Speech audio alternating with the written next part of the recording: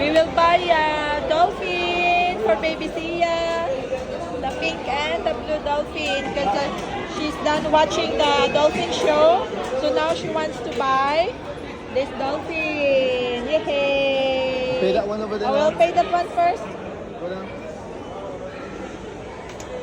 Yay.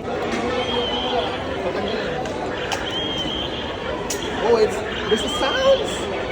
Wow, there's a sound. Dolphin is in.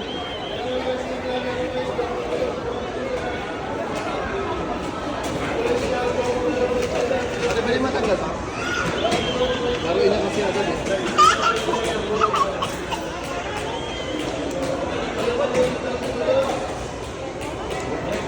You want to hold one? Hold one.